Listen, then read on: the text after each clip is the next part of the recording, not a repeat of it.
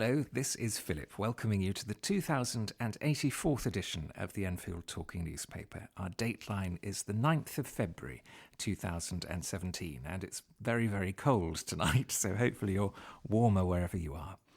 The editors and readers this week are Patricia and Romany, with Jason on the controls. The production and distribution team this week is Sandra and me.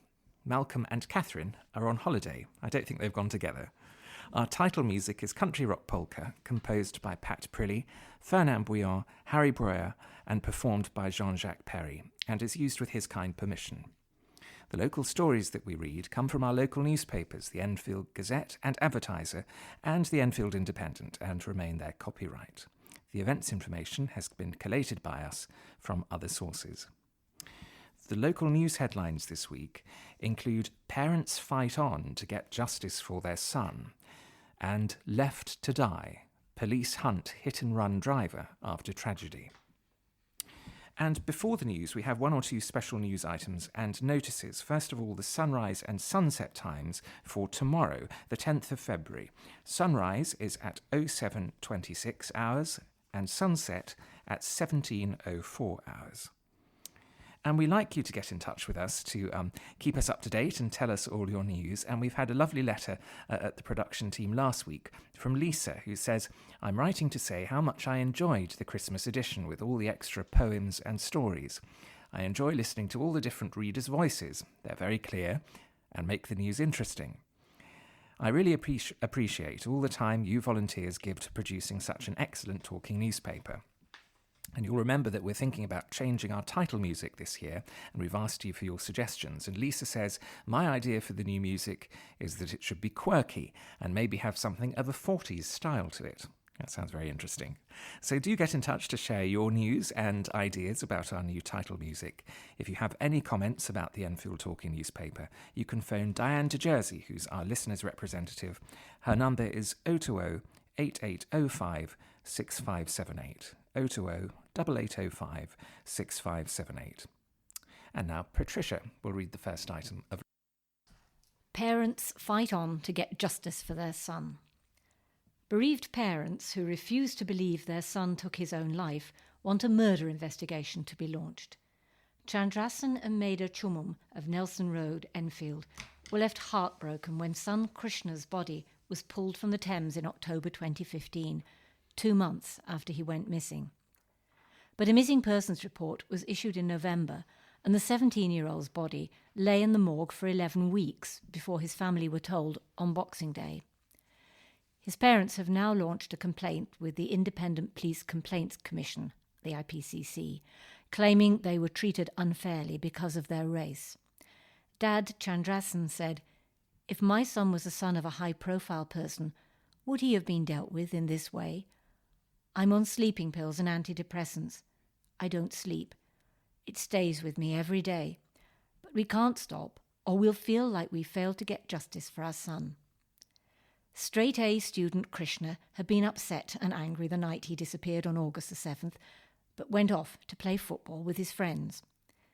When he didn't make it home, his worried parents, who were packing to take their son Calvin, aged 12, back to school in Mauritius, they decided to file a missing persons report. Police claim his body was impossible to identify when it was found in the river, but they'd already taken his toothbrush away for DNA evidence. The inquest on April the 7th stated there was not enough evidence to rule that Krishna had committed suicide. His parents will meet the IPCC this Friday to discuss the police handling of the case. Mr. and Mrs. Truman hope a murder investigation will disagree with the police's initial ruling and find the person responsible. Krishna's mother said, "It's not just hard, it's frustrating going round and round in circles. It was 18 months since our son went missing, which is a long time to wait for answers and go through the grieving process. We feel so hopeless, but we cannot let go." The IPCC were contacted for comment but stated that the investigation of any possible discrimination by the Metropolitan Police was ongoing. The Metropolitan Police refused to comment.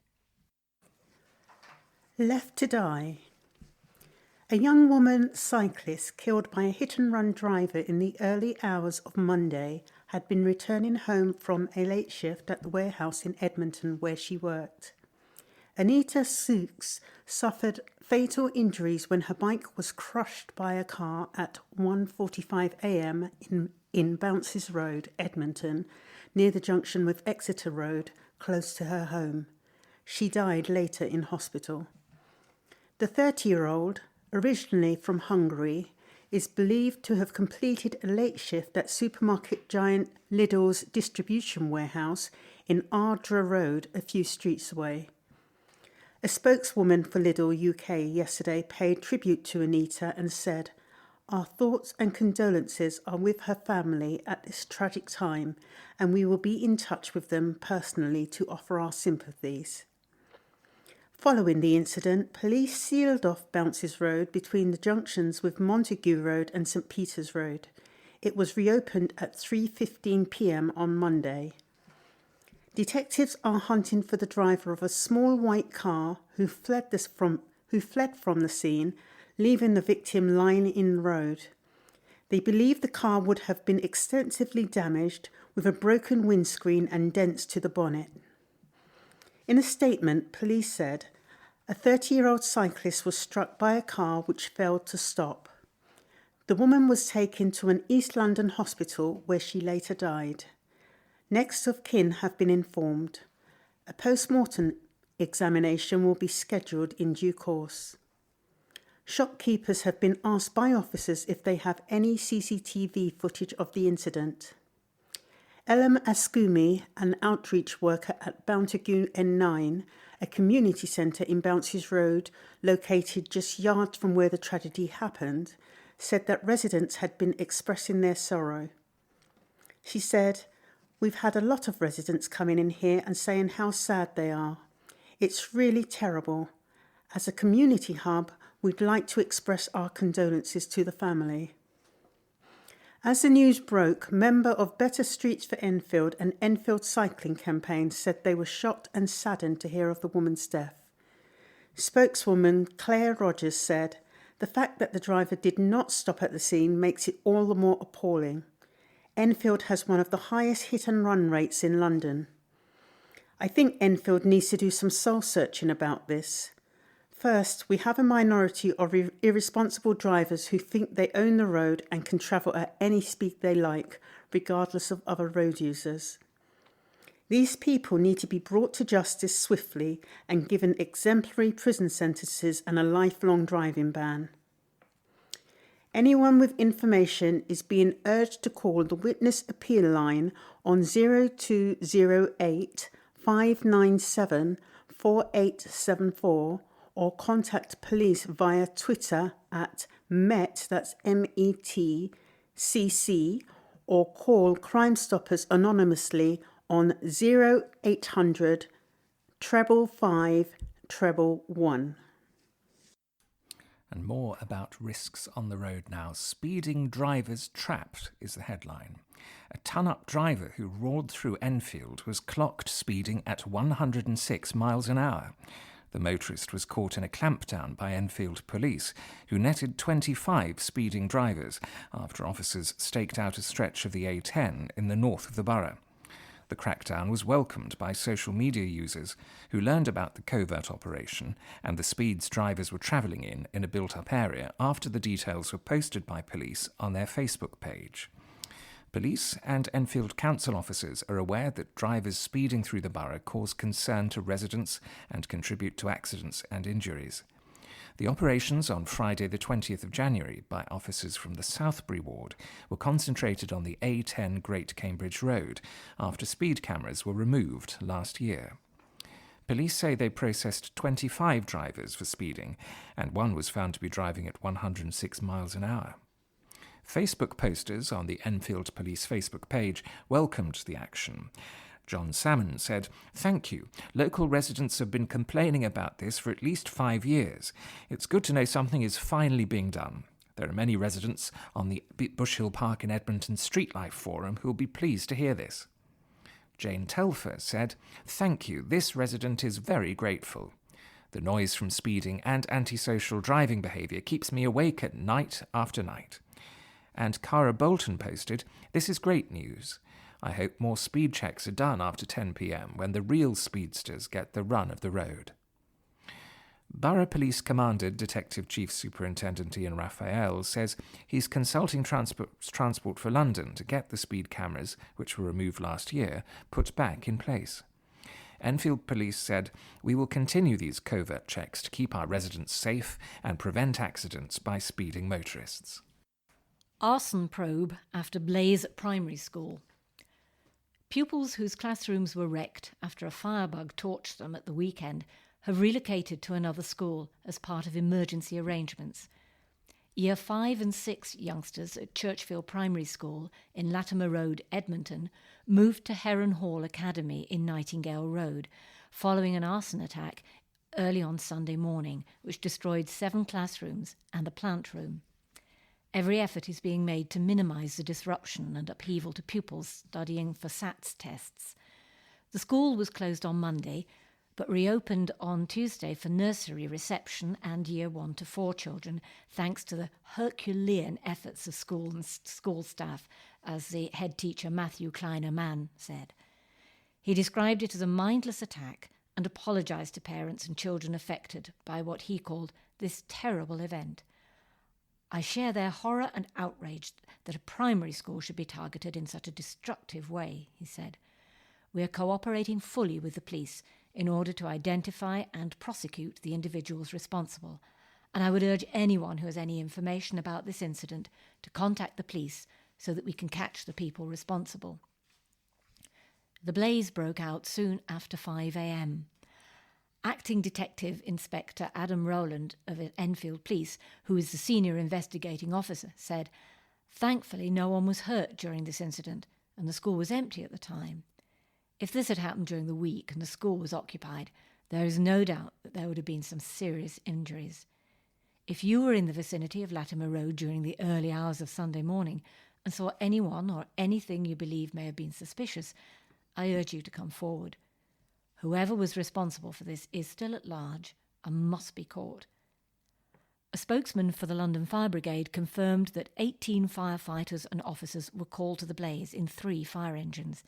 He said, "The fire damaged part of the ground floor and the building's external first floor timber cladding. The brigade were called at 5:13 a.m. and the fire was under control by 8:05 a.m. Crews from Edmonton and Enfield fire stations attended the incident." Anyone with any information who can help police or are asked to contact Enfield CID via 101 or to call Crime Stoppers anonymously on 0800 555 111 or via crimestoppers-uk.org. And still on the subject of schools get glowing report. 2 primary schools have been identified as centres of excellence in a parliamentary review. Eversley in Winchmore Hill and Worcester's were highlighted in the 2015-16 review, which highlights the effect of government policies. Both schools were described as outstanding, and the accolade has been welcomed by Enfield Council. 7 years ago, some aspects of Worcester's were described as inadequate, and Ofsted issued it with a notice to improve. Leadership and management were judged to be inadequate, and a number of families were removing their children from the school in Goat Lane, Enfield.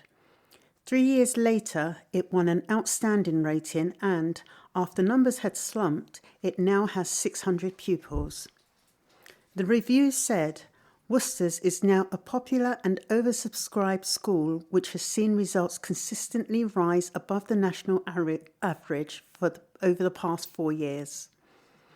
Head teacher Karen Diaghi said, "We are all very proud of our school and know that Worcester's is a success as a result of our fantastic staff, wonderful children and supportive parents and local community." She said in the review, "Inspired by the Olympics, we launched our new school motto, 'Be the best you can be,' which promotes self-responsibility, self-awareness and resilience. This was key to driving everything we did to a high standard. Our whole school ethos revolves around this and filters across everything we do. Eversley in Chaseville Park Road was commended for its work as a teaching and national support school. It has 630 pupils. Head teacher Pat Wood said in the review, "The school has been graded as consistently outstanding in all areas by Ofsted since 2006, our latest inspection being January 2015.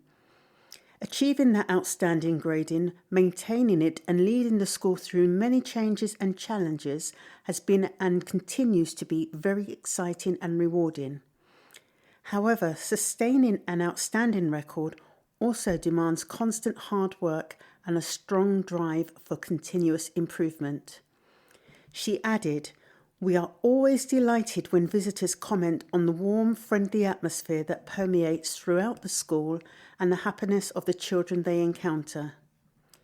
The council says that 97% of primary schools in the borough have now been rated as good or outstanding by Ofsted.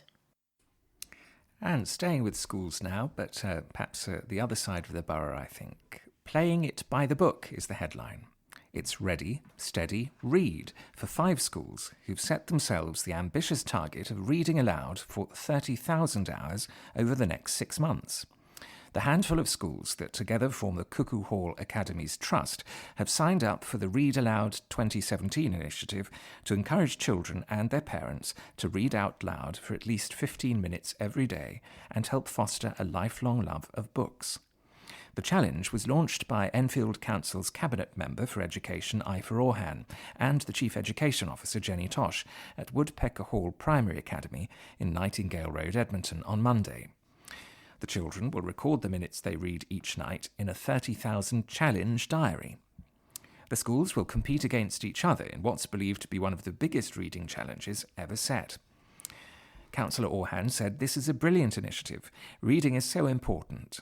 I wish everyone good luck in reaching the target of 30,000 hours."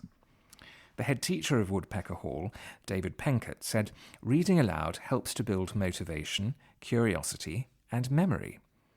Children and parents from each of the schools, 4 primaries and a secondary, were called up on stage to read together to an invited audience of 500.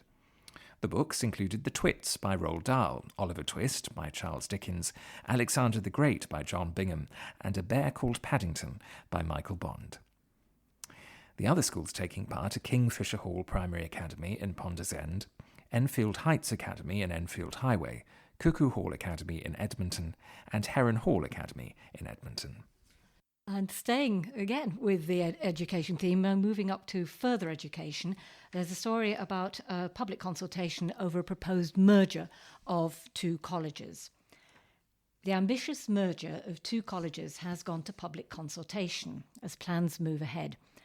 Barnet and Southgate College is set to merge with Waltham Forest College in plans laid out in a new consultation document released on the 2nd of February. All members of the public and stakeholders have been encouraged to comment on the proposals, with the consultation due to close on the 1st of March. Then the colleges pledged to publish responses to the comments received. It's hoped the merger will provide a wider base of resources for both colleges, allowing students access to a wider variety of specialist subjects in their further education. Chairman of the Barnet and Southgate College, Anne Zinkin, said, "This is a strategic merger of equals, driven by the needs of the learners and the industries and communities we serve. Our ambition is to create a new and vibrant college, better able to meet the economic and social challenges that London, our local boroughs and the wider country face. This merger will create better opportunities for our learners, providing higher levels of resource and sustainable investment so that the best possible experience is offered to all our stakeholders." The current principal for Barnet and Southgate College has been designated as the principal of the resultant merged college. He said, "Our size and financial strength will enable us to improve the range and quality of courses that we offer learners. We will be better placed to work with local, regional and national employers in creating training courses that meet the needs of our future workforce, including through apprenticeships. We want to hear from the communities we serve as we shape our plans for the future. I encourage all with an interest to visit one of our college websites. Here they can download the consultation document and find details about how to respond. And there's a note to say the consultation document can be read in full by visiting Barnet and Southgate College's website, which is at www.barnetsouthgate.ac.uk, and there you'll find more information. Firm guilty over roofer fall death. 2 brothers and their company have been found guilty of the corporate manslaughter of a roofer who plummeted headfirst to his death through a dirty skylight. Bulgarian Nikolai Valkov of Warwick Road, Edmonton, was only in his first week of work as a contractor at Osdale Investments Limited, Harlow, when he fell and suffered fatal injuries. Osdale Investments Limited pleaded not guilty to a charge of corporate manslaughter in which it was claimed that their gross breach of duty caused Mr. Valkov's death. The company also denied failing in its health and safety at work duty concerning exposure of workers to risk of falls from height. Osdale is run by 4 Turkish brothers, 2 of whom were on trial with the company. Firat Osdale of Beauwood Road, Enfield, and Oscar Osdale of Cherrydown Avenue, Chingford, pleaded not guilty to failing to discharge their duty as directors, but were convicted this week. During the trial, Chelmsford Crown Court was told that there had been no safety netting, harnesses, hard hats or ladder, and a homemade cherry picker was used to lift people and materials. A new roof was being installed on top of the existing asbestos when the tragedy happened. Christine Agnew, prosecuting, said the skylight had not been obvious, adding, the roof was fragile, it was covered in dirt and lichen. A fellow worker who had been following Mr. Valkov told the court he saw him vanish without any noise. The 63-year-old died 3 hours later in hospital. His fractured skull was consistent with striking the ground inside the building while in a near vertical position. After a 4-week trial, the jury convicted Firat and Oscar Osdale and their company of all charges. The Osdales claimed that they had known nothing about roofing and relied on their professional advisors and the contractor. Another company, Kozioglu Metal Works, which is based at one of the units in Osdale House, had pleaded guilty earlier to corporate manslaughter. Its boss, Kadir Kose, 51, of Sylvia Court, Cavendish Street, Hoxton, has pleaded guilty to breaching health and safety rules. Kozioglu Metal Works, Kose and the brothers will be sentenced by Judge Patricia Lynch, QC, on March 17th. Guardian to tell hero's story. 2 fighter planes at the entrance to the Hendon RAF Museum are to be renovated in preparation for its 100th anniversary. A pair of Hurricane and Spitfire replicas, which stand as gate guardians, have been dismantled and will be transported to RAS Cosford for the work. They'll return to the museum in time for its centenary celebrations in April 2018. As the museum reflects on the stories of its history, the Spitfire's squadron markings will be repainted to those of Sergeant Ray Holmes of the 504 Squadron, which flew from Hendon in 1940. Sergeant Holmes is commemorated for his efforts to fight off air raids over London. The museum's PR manager, A.J. Shrivastava, said, in an act of selfless bravery, Sergeant Holmes prevented a bomber from destroying Buckingham Palace by ramming it with the wing of his aircraft. His plane was badly damaged, crashing near the grounds of the palace. He bailed out injured, but survived. The adoption of this new colour scheme is indicative of the museum's aim to tell more stories about its aircraft and the people who flew and maintained them.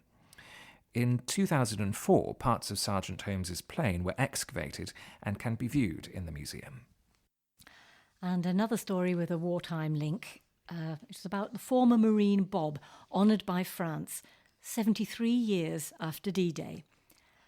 He might be 93 and frail, but nothing was going to stop D-Day veteran Bob Wilson collecting a war medal. The former BT engineer picked up the award from the French government for his heroism, ferrying soldiers to the beaches of Normandy during World War II. The French ambassador to the UK, Sylvie Berman, presented Bob with the Légion d'honneur. The medal is France's highest distinction and was handed over at the ambassador's London residence in the presence of Lord Howe, the Minister of State for Defence. For former Royal Marine Bob of Carnarvon Avenue, Enfield, the honour for his efforts in June 1944 brought back vivid memories. He said, "It was bloody cold. I was a stoker in a boat that was ferrying Canadians to the beaches, so I was below deck. I remember our coxswain had his thumb chopped off, and eventually the landing craft was sunk. I was picked up from the water and got taken to another ship and then back to Blighty." Father of two Bob was still a teenager at the time and went on to serve in Malaya and Singapore before being discharged from the forces at the age of 21. Police nab knife haul. Police in Enfield claim that 2 recent operations have been a success. A weapons sweep netted a crop of knives which have been confiscated, and a clampdown on antisocial behaviour cut call-outs, saving police time. A week of efforts targeting knife crime saw officers arrest known habitual knife carriers. A knife drop bin at Edmonton Police Station front office, open 24 hours a day, resulted in several weapons being left in a week, and a search of a park in Ponders End with the help of cadets uncovered a knife. In a separate operation, after a survey of 1,200 Enfield residents in 20 wards, police say they acted over fears of antisocial behaviour in Highlands. More patrols and a camera made a huge impact on antisocial behaviour in the Lonsdale Drive area, resulting in 100 fewer calls from residents. Police said, "It was a great result for our residents, who are seeing less antisocial behaviour, and also for us as we can focus on other areas which are having the same issues. This has been achieved by our local officers increasing visible police patrols in the area, conducting stop and searches, and being involved in the installation of a dome camera, which has helped to ward off the unwanted antisocial behaviour." And more arrests now after robberies by moped-riding criminals. A dozen people have been arrested in connection with a series of robberies by moped-riding criminals. The thefts took place on the morning of January the 31st at addresses in Enfield, Haringey and Hackney. The 12 male suspects were arrested on suspicion of various offences, including conspiracy to rob. Police carried out more than 100 raids, which also took place in Camden, Islington and Southwark. The raids were part of a Metropolitan Police operation which was launched last September to target suspects involved in robberies where mopeds are used. Mopeds, which were often stolen, serve as an easy getaway for criminals in congested areas, said Chief Superintendent Simon Lawrence. And now a letter from the leader of Enfield Council, Councillor Doug Taylor. He's writing about the Cycle Enfield debate. He says this scheme is for the benefit of everyone. London is a big city, but land space is highly used. Density is generally low compared with some other major cities, and population is increasing. We're at a point where we need to consider how to prevent total gridlock. Enfield roads are often congested. That means better public transport and encouragement to walking or to cycle. We can agree the alternative of building new roads to get cars moving through residential areas is impractical and would be unwelcome. Enfield was one of 18 outer London boroughs that bid to the Mayor of London to use his funds to improve cycling. It's important to remember these funds can't be transferred for other purposes. There's been much coverage of the proposals in Enfield, but there's a fundamental principal point. Should cyclists get safe space on roads? If the answer is yes, the rest of the space gets squeezed. Undoubtedly, there are concerns ranging from economic impact, bus stop safety, and junction congestion. Inevitably, construction of routes creates an impact, and it is incumbent on the council to do all it can to reduce inconvenience and impact. The city of the future will need to place healthy lifestyles at its heart. Enfield has institutionalised illnesses. Diabetes, obesity, coronary disease, cognitive impairment, respiratory conditions can all be improved by more activity. Getting more activity to improve our health must be a good thing. The council is sometimes accused of not consulting on Cycle Enfield, nor listening to feedback. I think this is a mistaken view. Consultation has been extensive over many months in many forms: leaflets, open day drop-ins, design sessions, website and extensive debate in the council, press and social media. Not all views have been accepted and agreed, but that is qualitatively different to not having consulted. Cycle Enfield isn't about any one part of Enfield, or indeed just about cycling. It's a joined-up approach to tackling lots of problems simultaneously, while also linking parts of Enfield through dedicated routes. It's for all of our benefit, not just the cyclist, to offer new ways to travel. MP rages at plans to axe job centres. Edmonton's 2 job centres are to shut, sparking an angry blast from MP Kate Osamore. She is demanding a meeting with government ministers over the plans to close the centres in 4th Street and Upper 4th Street. It is proposed that the services they provide will move to Palmer's Green Job Centre and Enfield Job Centre before March next year. Closures of 78 such centres across the UK will save the government £180 million a year, and consultation on the changes will only occur where they are moved more than 3 miles or a 20-minute walk away. Ms Osmore said, "I am appalled by the decision to close Edmonton's job centres. There has been a total lack of consultation on this decision. The services provided are an important resource for many of my constituents. Figures from October 2016 show there were 2,155 claimants in Edmonton, 1,666 of whom claim only job seekers allowance. Closing job centres will only mean that people have to travel further to access the services they need, and in particular, it leaves behind those who do not have access to online services. This government talks about wanting to help people get into work, but this reckless move is sending the opposite message. I have written to the Secretary of State for Work and Pensions, Damien Green, to express my opposition to the closures and my concerns about the lack of public consultation. I have requested an urgent meeting with him to discuss this further. Employment Minister Damien Hines said last week, "The way the world works has changed rapidly in the last 20 years and the welfare state needs to keep pace. As more people access their benefits through the internet, many of our buildings are underused. We are concentrating our resources on what we know best helps people into work. We will always make sure that people have the support they need to get into and progress within work. That's why we are recruiting 2,500 more work coaches to help those who need it most." You should never put up with abuse. Campaign aims to get message across to girls and young women.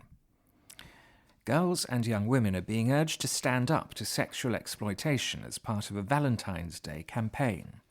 The project aims to help girls recognise the signs of abuse and to stand up to partners trying to exploit them.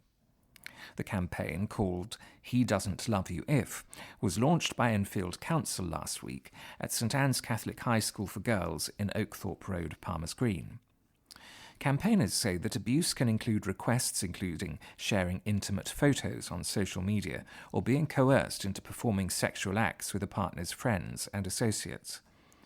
As it can sometimes be difficult for teenagers to judge a partner's behaviour as abusive, the poster's messages provide clear examples. Councillor Crystal Fonyonga, the Council's Cabinet Member for Community Safety and Public Health, said, More young women need to recognise when they're suffering from abuse from their partners, both physical and psychological, and we want them to feel confident enough to take action against these crimes. Friends, family and schools also have their part to play to help victims get the support they need to escape from abusive relationships. The head teacher of St Anne's, Siobhan Gilling, said, "Some behaviour is simply unacceptable in a relationship, and I believe we all have a part to play in helping girls recognise when a line has been crossed. We fully support the Council's campaign, and we're proud of our students at St Anne's who are engaging with the key message, 'You're worth more.'" Student Otisha King, age 17, from Enfield, said, "Girls need the confidence to come forward and speak up. They have the power to stand up while the community can help and support them. If you or someone you know is experiencing domestic violence or sexual abuse, please call Enfield Women's Centre on 020 8351 8934 or Enfield Sahili on 020 8373 6218, or in an emergency, dial 999. Margaret, 71, retires after 54 years of work. An assisted living homes manager who spent nearly 3 decades looking after residents says she's had some good times. Margaret Barker first started work at Westwood Court in Village Road, Enfield, when it was built in 1989. But the 71-year-old now says it's time to retire because she fears she'll not be able to keep up with using new technology for the job. She said, "As the job is more and more on tablets, I can't keep up with the technology, and I've decided to call it a day. I've had some good times here. It'll be sad to move on. I've been working for 54 years, but when I came to retirement age, I kept working because I didn't know what else to do." The long-serving manager plans to retire to a bungalow in Frinton-on-Sea with her husband Robert, who's also 71. The couple, who have one son, Darren, met when they were aged 12 and celebrated their 50th wedding anniversary on the 12th of September. Margaret says she is most looking forward to walking in the summer months and tackling her reading list. Resident Ivy Callan, 91, said, "We feel as though we'll never find anybody like her. She's so nice and helpful, and everybody feels so secure when she's here." Great-grandmother Sheila Johnson, 82, said, "We're all sad, but the time has come and she deserves a rest. We all come down to see her, and for those that can't make it down the stairs, she goes up to see them and makes sure they're okay." The site has provided sheltered accommodation for people aged over 60 since 1989. And back to schools. Invest in schools, MP urges Minister. Education standards in Enfield could be threatened unless the government invests in the borough's schools, according to Joan Ryan. The MP for Enfield North is calling on the Chancellor of the Exchequer, Phillip Hammond, to deliver extra resources to schools in Enfield ahead of the budget statement to Parliament on March the 8th. Her call follows last week's revelation that £384 million earmarked for schools in England under academy conversion plans had been taken back by the Treasury. The National Audit Office has also warned that schools face £3 billion in spending cuts by 2020. Ms Ryan said, "Analysis of the government's education funding figures by London councils has shown that schools in the borough of Enfield will need to make a further £13.5 million in savings by 2018-19. I know from having spoken to head teachers, staff, governors and parents in my constituency that schools are facing substantial funding pressures.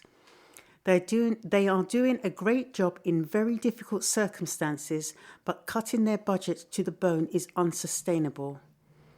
Schools are already reporting increased class sizes, teacher and school staff vacancies being left unfilled and having to set budget deficits.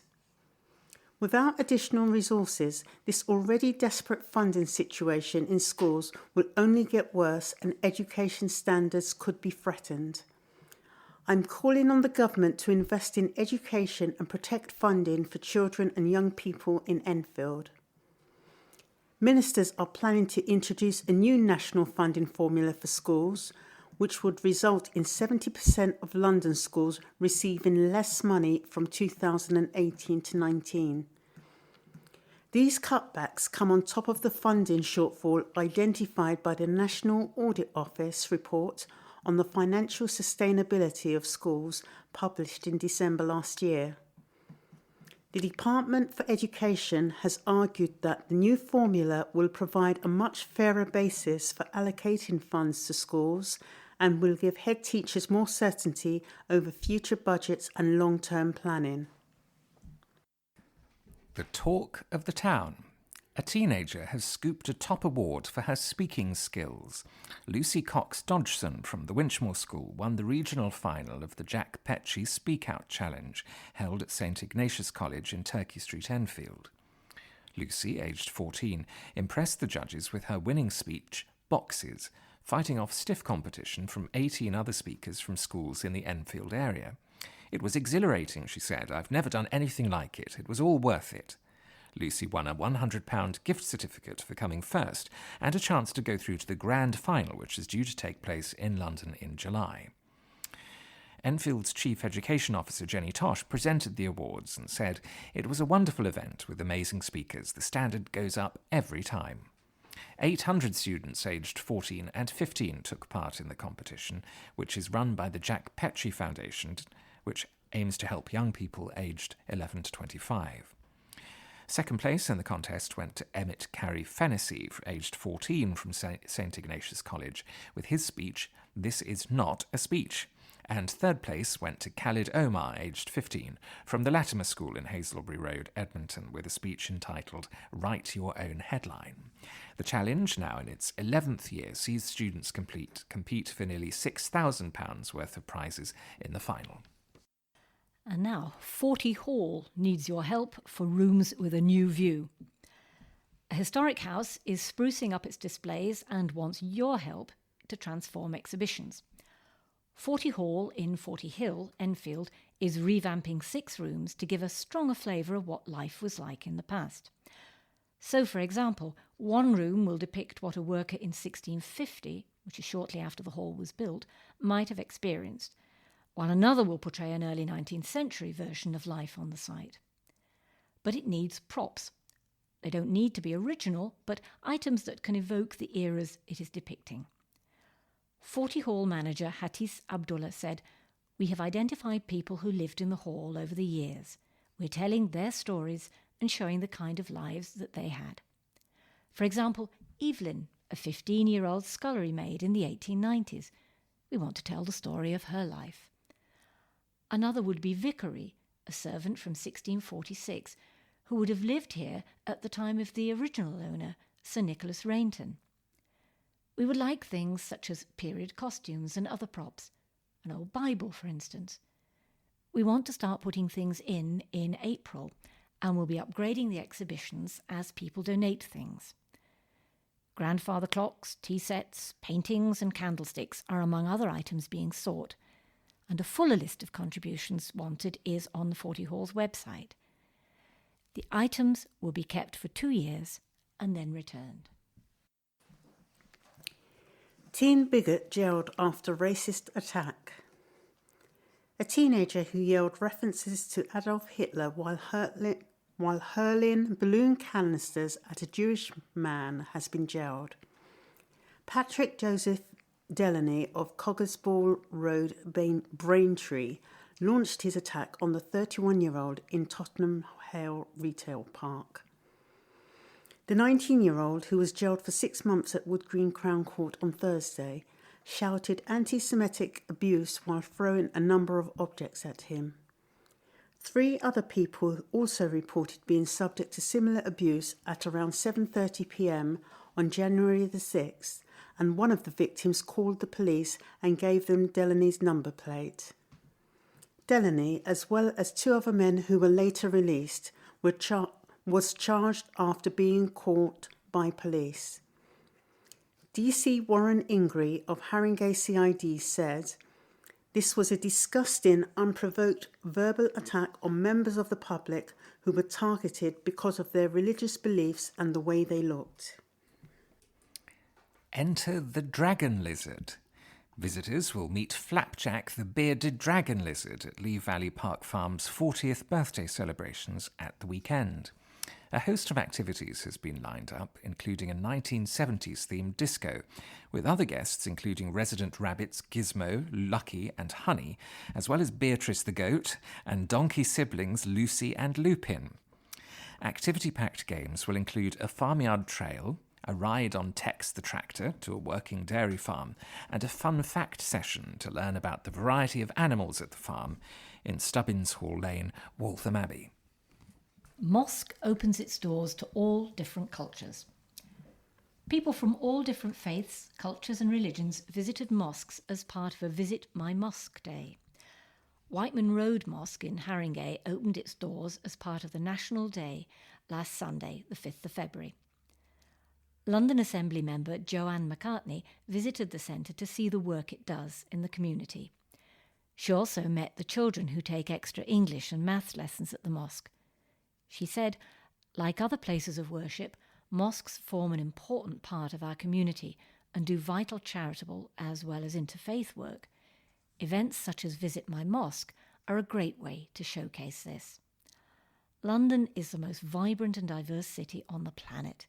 As the Mayor says, we don't simply tolerate each other's differences, we celebrate them. This is particularly important to highlight in the current political context. Schemes like Visit My Mosque are vital, not only in helping to build an understanding of our different cultures, but showing that London is open. And this is a letter from Syed Kamal, the MEP for London, leader of the European Conservatives and Reformists group. And he says, "I would like to draw your readers' attention to an important date, February the 11th, the International Day of Women and Girls in Science. That we should need such a day, even now in 2017, is staggering. It was introduced by the United Nations to encourage young women to enter careers in science and technological disciplines, as the imbalance between the sexes in these fields remained stark. To my mind, this imbalance robs us of the full contribution that women in science can make to the world. While the past 15 years have seen increased efforts to inspire and engage women and girls in science, it's the case that in some parts of the world, the percentage of female students achieving a degree in science-related fields continues to be much lower compared to that of male students. We can no longer allow this inequality to go unchallenged. Young women and girls need to be encouraged to explore and engage with science, and nations around the world need to be more proactive in fostering this interest. Women around Britain, from paleontologist Mary Annin and Britain's first female physician and surgeon Elizabeth Garrett Anderson, to chemist Rosalind Franklin and biologist Anne McLaren, have made great contributions to the scientific knowledge. We all have a responsibility to make sure young women and girls across London, Britain and beyond have the opportunity to follow in their footsteps. Recognising a problem is always the first step towards addressing it, and the United Nations resolution founding the International Day of Women and Girls in Science is an excellent development. But it's an issue that starts at home, and here's something for us all to ponder as parents, carers, teachers and employers. What role can we play? And I've got a comment piece from Councillor Doug Taylor, leader of the Labour Group and leader of Enfield Council. He says, "We will soon, as a council, be setting the annual budget. This requires us to balance income and expenditure for the year. Increasing costs due to pressures on social services, child protection and homelessness, at the same time as massive cuts in government funding for Enfield. Surrey County Council, as a response to its financial crisis, and as true blue a Tory council as you can get, is to raise its council tax by 15%. Council leaders of all political persuasions have been calling for urgent help to tackle the social care black hole. As a country, we're now paying only lip service to protecting those most in need, and unless the government wakes up to its responsibilities, then many people will have a lower quality of life than they could have. The blame for the deteriorating state of our caring services and the crisis in our emergency services in the NHS is with the government. We need a bigger contribution of national wealth to ensure our children are kept safe, our older residents get good care, our environment is protected, our emergency services are in good order, and we all get the health care when we need it. A measure of a civilised society is how we safeguard the most vulnerable and create opportunities for anyone with a disadvantage. The government cuts mean that as a council we cannot meet our own aspirations to do that. The heart has gone from national government, and the local sticking plaster up and down the country is peeling away. Locally, we will increase council tax, because not to do so will damage the lives of so many and reduce the quality of life of us all. But it is a depressing time in local government. And next we have a letter from Councillor Daniel Anderson, who's the Cabinet Member for Environment in Southgate Green Ward. I will not apologise for putting residents first, is the heading. Bill Linton, in his letter of the February the 1st, accuses me of being parochial for opposing any proposal by the Mayor of London for an ultra-low emission zone, ULEZ, that does not extend to the M25 boundary, a position I stated in the Clean Air meeting he refers to, also attended by my colleague and fellow councillor Alan Sitkin and officers from the Environment Department. I'm sorry to disappoint Mr. Linton, but I make no apologies for standing up for the health and well-being of Enfield residents, particularly those who live in close proximity to the A406 and A10, whose lives are blighted on a daily basis by poor air quality. Indeed, in Enfield alone, some 17% of deaths are related to air pollution, of which transport emissions are a significant contributory factor. The Mayor's draft proposal, which is for an ULEZ inside, but not including, the A406, would create a two-tier approach and suggest, rightly or wrongly, that the health of those living in inner London matters more than the health of those living in outer London, and the evidence speaks for itself. The benefits of an inner London ULEZ for Enfield is extremely small. The overall predicted reduction in nitrogen dioxide emissions is predicted to be no more than 4%. By contrast, a London-wide ULEZ would see that figure rise to as much as 30%. I therefore believe that all Londoners should have an equal chance of benefiting as much as practically possible from a new ULEZ, and will continue to lobby the Mayor of London to that effect. Variety is the spice of life. The fantasy world of burlesque, fan dancers, feather boas, twirling tassels, garters and glamour galore is unzipped in a show featuring the vintage art of striptease in Enfield on Friday evening. But before your maiden aunt blushes or the vicar almost chokes whilst having afternoon tea, an evening of burlesque at Millfield Theatre in Silver Street, Edmonton, is more tease than sleaze, says organisers. Top burlesque performers from across the globe appear in the touring show, which also features cabaret and novelty acts and has wowed audiences in the West End and around the UK, as well as overseas. Although scantily clad performers with stage names such as Amber Topaz, who is the Yorkshire Tease, Coeur de Plume, who's a fan dancer, and Storm Hooper, who's a hula hooper, suggestively divest themselves of their garments, there is no full frontal nudity, with artistic choreography and stunning costumes capturing the grace, elegance, classic beauty and exotic themes of burlesque. But doesn't it objectify women? Not according to Sarah Lou, who performs both as Miss Oolaloo and is a member of the Folly Mixtures Quartet, whose routines range from classic Moulin Rouge to a vintage 1940s American boogie-woogie bugle boy style routine.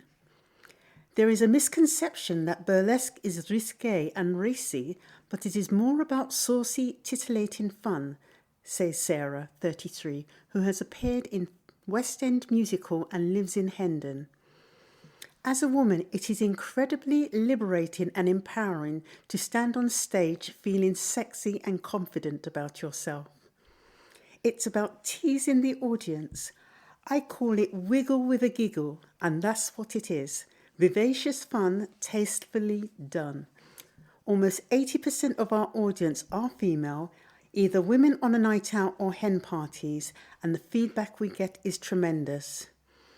Besides the dazzling dancers, the variety bill also features comedian Lee Christian, who appeared on TV's Britain's Got Talent, plus novelty act Bruce Airhead, who does amazing, amusing things with a giant green rubber balloon.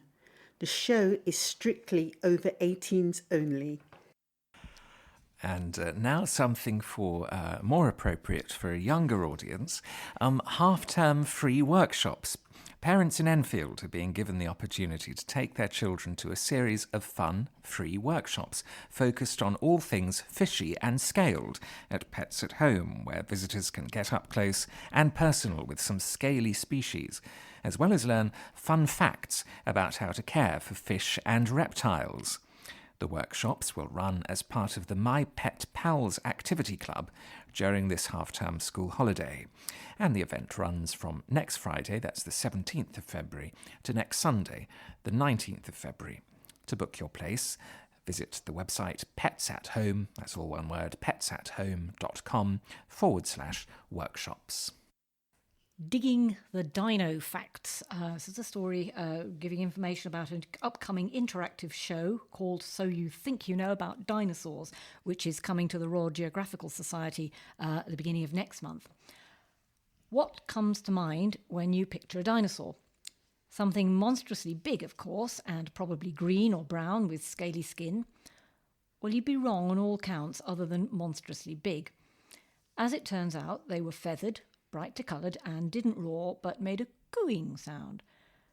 TV presenter and scientific expert Ben Garrett explains, "We found things like voice boxes in Antarctica.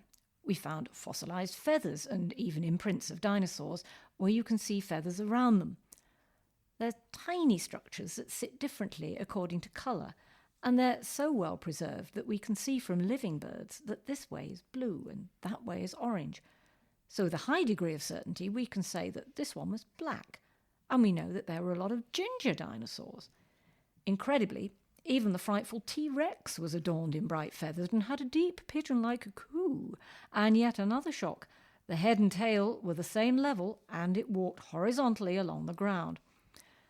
Ben is an evolutionary biologist, primatologist, and co-presenter on the BBC One show Attenborough and the Great Dinosaur, alongside wildlife presenter David Attenborough. His interactive show, So You Think You Know About Dinosaurs, is on tour from this month. You'll need to forget everything you thought you knew. Ben will have jaws dropping with weird and wonderful stats and facts from the longest to the smallest, the tallest to the shortest, the creepiest to the cutest. Using film footage from the BBC's Planet Dinosaur, Ben will talk about the deadliest predators that ever roamed the planet, and the ones that 65 million years ago would have walked right where the audience is sitting now.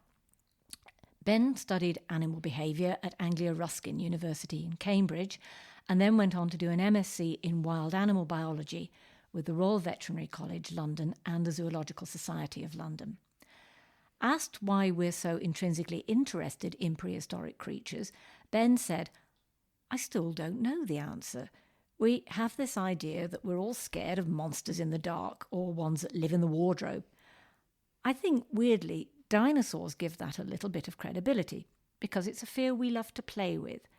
But we can't be scared of these monsters because we know they're gone. It allows us to play with this inherent fear of the unknown. We still find dinosaurs all the time." Ben tells me with childlike excitement and wonder, It's not just China or Australia or Argentina, the classic dinosaur places. Britain's one of the best places in the world for finding dinosaurs. Bristol had its own dinosaur, and there's one that lived just in Cardiff. We're finding species all the time, partly because of a resurrection in interest, and also the technology has improved. There's so much more for the new generation to discover. A little girl found one in the Isle of Wight only 3 years ago. London and the surrounding region would have been under water 100 million years ago. Britain was a series of little islands, so you got a lot of marine reptiles. Also, London and the whole region has preserved different species, partly because the geology is so good. The clay and sediment. No T-Rex remains in that region, though, sadly. And as science continues to make leaps and bounds forward, how far-fetched is a Jurassic Park scenario? Will we ever be able to bring dinosaurs back to life? Ben says, with certain extinct species, it's no problem. There are people trying to resurrect mammoths now and dodos, things from not so long ago. You can put the DNA into a pigeon or an elephant for mammoths. Then you could bring something back very quickly that's half mammoth, and then next time 3/4 mammoth, and so on. With dinosaurs, it's much more difficult and much more easy. With a T-Rex, the fossils are so old that we can't extract DNA at the moment, but maybe one day. The weird thing is you've got dinosaurs outside right now. Genetically and scientifically, we class birds as dinosaurs. They are their modern descendants. In some ways, it's never going to happen, though. You're not going to get DNA out of something that's 65 million years old, but you could work with their descendants. Perhaps even more important, the question is, if we can bring back an extinct species, does that mean we should? Well, the inner child in me would love to see a mammoth, says Ben. However, if we can't even look after our own elephants and rhinos and chimpanzees, why would we consider bringing back a herd of mammoths? As a scientist, I think it's really interesting and it opens doors to huge areas of other research like human diseases. It lends itself to that. It's a wonderful area of science, and it's really cool, but we can't be trusted. The interactive show, So You Think You Know About Dinosaurs, will be at the Royal Geographical Society at 1 Kensington Gore, that's London SW7 2AR, on Sunday, March the 5th at 11 a.m. and again at 2:30 p.m. Details on 020 7609 1800.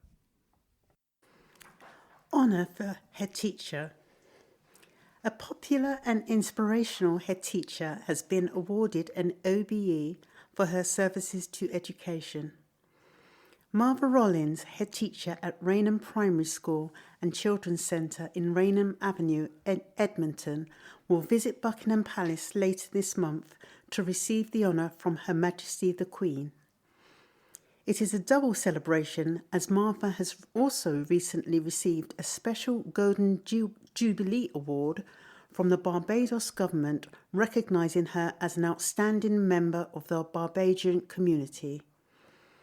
The gong was presented by Sir Garfield Sobers, a celebrated cricketer who played for the West Indies between 1954 and 1974. She said, "I was amazed when I was told I had been awarded an OBE. It came as a complete surprise, especially as it comes just after I had received the medal from Sir Garfield, which made me extremely proud. But the OBE is not just for me, it is recognition of Raynham's success and is for the highly talented team that I have the privilege to work with." Martha has led Raynham Primary School for 17 years. The school is one of the largest primaries in the country. And sport now, and Saracens secure semi-final place. Holders Saracens face a home rematch with Leicester Tigers next month as they bid to retain the Anglo-Welsh Cup. They overcame the East Midlanders 29-20 at Alliance Park on Sunday to secure a semi-final spot as top seeds after clinching victory in their pool from Northampton. Sarries, who won the competition when it was first staged 2 years ago, held off a spirited comeback from the Tigers after opening up a 19-3 lead in the first half through tries by Richard Barrington, Nathan Earl and Nick Tompkins. The visitors hit back with tries from Luke Hamilton and George McGuigan and trailed 22-20 before Sarries sealed victory with a late try from young fly-half Tom Whiteley, who also kicked 3 conversions and a penalty for a 14-point tally. Saracens, whose lock George Cruis needs an operation on a knee he injured in training with England last week, returned to Premiership action on Saturday with the visit to Worcester Warriors at 3 p.m. And now football news. Enfield 1893 beaten in Thriller. It was a neat for Enfield 1893 as they fell to a 4-3 defeat at the hands of Barkingside FC in the Essex Senior League. The visitors started their brighter of the two sides, with David Laird opening the scoring within the first 2 minutes. Barkingside doubled their lead through Jacob Berkowitz only 8 minutes later. However, Enfield didn't give in and rallied with 2 goals through Daryl Cooper. But once again, the away side dug their heels in and Laird added another in the 34th minute. The hosts scored once again, this time through Mohammed Mahmood, but Berkowitz added the killer blow when he scored Barkingside's 4th. Enfield now sit 18th in the table on the same amount of points as Wadham Lodge. 1893 was set to take on Haringey and Waltham last night before facing Sporting Bengal United on Saturday with a 3 p.m. kick-off. Enfield Borough's match against Tring Corinthians was called off due to a waterlogged pitch last weekend in South Midlands Division 2. And continuing with football, 5-star Town returned to form. Enfield Town got back to winning ways at the weekend as they defeated Wingate and Finchley 5-1 in their Ryman Premier League fixture. It has been a tough couple of matches for Town, having dropped 6 points against lower table opposition, but they came back with a bang on Saturday. New signing Carl Oliide made a quick impact as he fired into Wingate's side netting in the first minute of the match. The home net was soon shaken again, but this time with the ball on the right side of the net as Bobby Devine picked up on a Samir Bimutin pass and let fly from 30 yards to open the scoring. Minutes later, Shane Gore had to keep out Oliide, but it was not long before the new defender whipped in a cross for Harry Ottaway to apply the finishing touch after 11 minutes. Town added their third with no reply just after the half-hour mark when former Wingate player Oliide slid the ball into the back of the net. However, Wingate did not give in, and just before half-time, Nathan MacDonald had to deny Tommy Tajansi from being able to reduce the deficit. Rhys Beckles-Richards also had a chance to score for the hosts, but his shot was well off target. In the second half, Wingate ran in the changes and got back into the game within 10 minutes of the restart. Substitute Ben Patty latched onto a pass from Luke Eiffel and turned well to pull one back, but the comeback was quickly stopped in its tracks after former Towner Claudiu Vilciu conceded a penalty which was turned in by Billy Crook from the spot. Ottaway scored his second goal of the game when he beat 2 defenders before turning and sending Gore the wrong way as he slammed the ball home with a clinical finish. The Towners now sit 6th in the table as they prepare to face Merstham, who are 21st, on Saturday in a 3 p.m. kickoff at the QES Stadium. Thanks very much. That was Romany bringing this week's edition to a close. And we had lots of news from schools this week, which is interesting. Romany's a very good school governor in her spare time, when she has spare time. So that's very interesting for her. Thanks very much for listening. So from the team of me, Phillip, from Patricia, from Romany, and Jason on the controls, it's goodbye. Please remember to turn over the address label in your postal packet, put the memory stick into the packet, and return it to us as soon as possible in readiness for our next edition. Don't forget, you can call our colleague Diane de Jersey regarding any help you may require in connection with the Talking Newspaper, and you can get in touch with her on 020 8805 6578. Coming up next, the latest news and information for the Greater London area from InfoSound, and the Enfield Talking Newspaper will be back with you again in 1 week's time.